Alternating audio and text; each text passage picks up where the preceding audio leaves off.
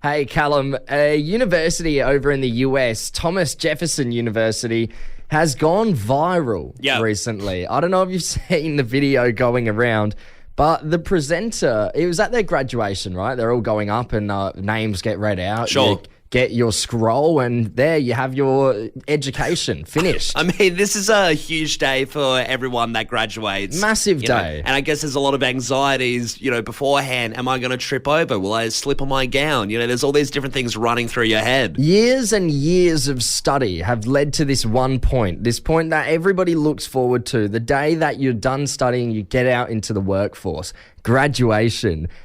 And the presenter has mispronounced the names of many of the students at their graduation ceremony. When you say many, what's his strike rate? How good is this bloke? Is it most of them or half?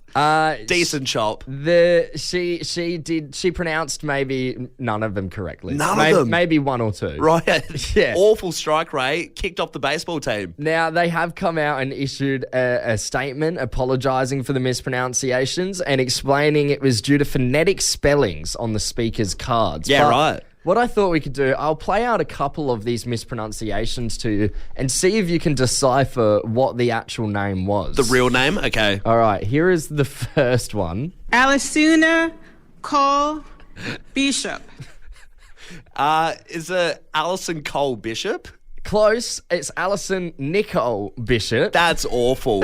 What are they doing there? I don't know what they think phonetic means. And this is a university. This is a pillar of education in Yeah. America, probably one of the top universities, and they're screwing around with the grammar of these names. How about this one? Can you figure out what she's saying here? Sayer Uvun Jinju Brinan. Saya June, is June the middle name? No. Right. You'll never get the middle name. I'm going to have to tap out of this one. Yeah, Sarah Virginia Brennan. Let's hear that one more time. Sayer Uvun Jinju Brinan. Wow.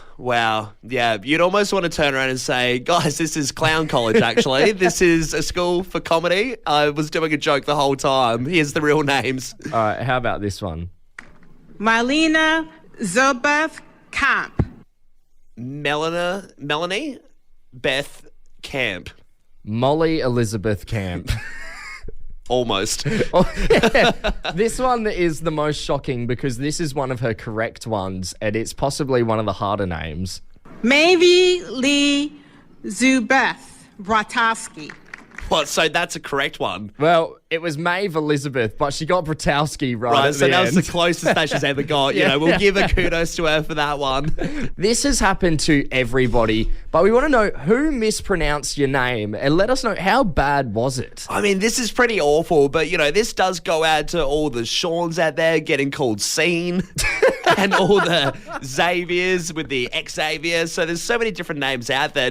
Surely no one mispronounces Tom. Well, actually, funny you say that because in the video she does mispronounce Thomas. As what? To Maze. It's ridiculous. It can't be right. She has to be pulling everyone's leg. I've got Column before. Colin. Column. Yeah, Column. Sounds like a medical issue. It's not on. Yeah, you've got the column disease. Oh, no. We got plenty of people on the line. Let's get through them. We got Jess from Anglevale. Jess, good morning. Did someone mispronounce your name? No, all three of my kids cop it all the time. Oh, right, really? okay. So what are their names? Yeah. Okay, so my eldest is Stefan, like Nathan, Stefan, and he gets Stefan. Right. My middle son is Sunny, spelled with an O, and people read it as Sunny. Sunny, right. Yes, yep. And then my youngest daughter is Aya from Game of Thrones, Arya Stark, and she gets Isla. Right. And there's no L in it at all, and she literally screams at people, and it's like a kick. What do Chinese men say when they do a karate kick? Yeah, that's my name. I mean, really aggressive about it. I mean, yeah. What's your reaction as a parent when someone mispronounces a name? Does it get tiring after a while if someone's mispronouncing all three and just just go for it, say whatever? I didn't name my kids. My husband did. That was Right. his partation. Big so, Game of I just Thrones go, fan. hey, it's all Dad's fault. Good on you, Jess. Hey, we got Brendan from Elizabeth Park. Brendan, does your name get mispronounced? No, it's actually my partner's name. Her name is Rowie, Yep.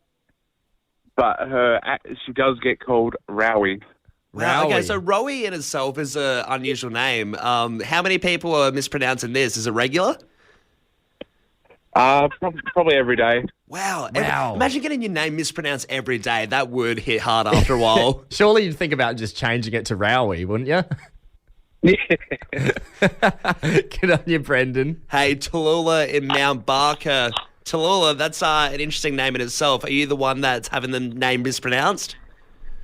No, I'm actually not. It was a girl at my school. Her name was Marnor, and our PE teacher was an idiot, but was also our, I don't know, she's your everyday teacher, so she's the one that does roll call. Yeah, right. And she just would always call out being like, manure. Right. And it was so offensive. And every day we'd say, it's not that, it's Marnor, it's not that hard, it's quite a common name. And every day she would get it wrong. Well, that is a bit of an idiot move on the PE teacher, I will say, because, she's been corrected multiple times, yet still goes for the manure. Well, did she have a bit of beef with Marnor, this teacher? No, the teacher was generally, should not have been teaching 80, falling asleep in class, idiot. But it's not hard to get it right. All right. Tallulah, gonna have to let you go there. I feel like Tallulah wasn't really ringing up for the name part of the segment, more to slag off the PE teacher, hoping maybe she's listening. A couple of drive-bys there. Hey, let's wrap things up. Matt in Seaford Rise. Matt, with a name like Matt, surely you're not the one getting it mispronounced. Mate, I get it slaughtered every time, but it's not my first name. It's actually my last name. Oh, right. What's the last name? My last name is spelled R-Y-K-S. Right, is that Rikes? Yes, but every single teacher that I've ever had from kindergarten through primary school has pronounced it Reeks. Oh, Reeks. Oh, Matt. Jeez, even in kindergarten, you would have been a bit of a punching bag. Once a few of the kids heard that one. Yeah, Matt Reeks was just the whole thing throughout every single day of school. Oh, that sucks. That was it. Matt, I'll tell you what It doesn't is. reek, mate. It's a $150 rub pack coming your way from the Barbecue Adelaide Weber stores, Jeps Cross and Mile End. That is awesome. Cheers, That is Matt. so good. Cheers, Thanks, guys. Matt. There's a pretty cool art project that's been installed between Dublin and New York, and it's the latest craze right now, Tom. It's absolutely huge. Everyone is looking at it online, videos everywhere. Yes, it's the big portal, right? Yes. And where is it based again? So it's between Dublin and New York. So in New You York, really are the most devious bastard in New York City. Well, are you going to play that every time there's a segment about New York? you really are the most devious bastard in New York City. Well, you really Yes. are. Oh, sorry, that one was an accident. That was a finger Slippery slip. fingers. Yeah. My hands were a little clammy. I'm nervous about how many times I'm going to have to play this out. But yeah, in New York and then Dublin, there is a big installation pretty much, and it's to look like a portal. It's a big circular kind of window into the other city, and it's almost like a big virtual Zoom call going between the countries. And it just runs 24 hours a day, doesn't it? Yeah, it does. I think there's a lot of hype about it. I really don't get the appeal. I think if it was in Adelaide, I'd probably feel differently. You would I'd probably absolutely go and I see would go it. check it out, but I don't think it's as cool as people are saying. Really, it is. It's like a glorified laptop with Zoom on it, just in the middle of their city. I mean, I can call someone from Ireland or New York right now, and it's the same thing. It's just on a smaller screen. Look, it's something you go see once, but you absolutely wouldn't just be like, nah, I'm not going to go see it. I would go see it. I'm Yeah, not claiming exactly. I'm not. So I'm there's not the cla- hype. If it was down Rundle Mall, yeah, I'd go check it out. And I'm not there's saying your I'm hype. not saying I'd love it. Do you know how many millions of people are in New York City? Of course, it's always going to look busy because all these people going and seeing it for the first time. I think Yeah. it's like 9 million people or It's just something. not that impressive. But either way, off it. it's been shut down. It's been shut. Wait, It's been what? shut down already. Already? So they intended for it to last until about September or something. Yeah. So quite a while. People will come, have a gander at it, have a look into the other world, into Ireland or New York, vice versa.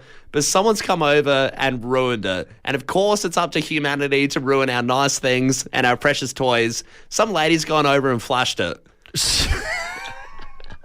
pulled the top up, showing off everything to Ireland, So, wait. and now they've had to shut it down for maintenance, I guess, until they have a software developer that's coming in to figure out what happens if someone flashes again. How to if do live blurs. Yeah, literally live blurs. How it can detect a human body and then chuck a blur up straight away. So, what's this girl's story? Why'd she flash it? Well, she's an OnlyFans model, and I guess she was looking for a bit of advertisement in Ireland. Wait, so she's from New York? Yeah, yeah. So you could say she really is. You really are the most devious bastard in New York City. I wouldn't say that, no. Adelaide, let's wind back the clock. The new quiz with a bit of a spin.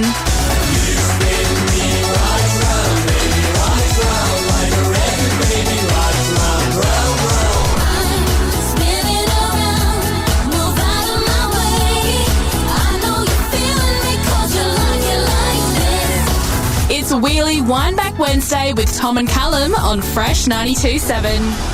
Hey, it seems fitting, doesn't it, Tom, that Rain Girl just played Make It Rain Money because we're giving away $50 right here on the show. If you win our awesome game, it's Wheelie Windback Wednesday. That's it. It still feels like a fever dream. I don't know how we did it, but we managed to convince the corporate fat cat to give us $50 a week to give away for It's Wheelie Windback Wednesday, the best quiz show going around. Yeah, all you have to do is answer 3 questions from a specific era between the 90s, 2000s, 2010s, or 2020s, and it all comes down to what lands on that wheel. Yeah, absolutely. It's all general trivia kind of stuff. Yep. We've already answered one question in the 1990s, but if you don't spin and land on the 90s, then you don't get that question answered. Bit of a fair game then. So, all right, let's find out who we got. All right, we're going to kick things off here with Victoria in Hectorville. Victoria, good morning. How are you?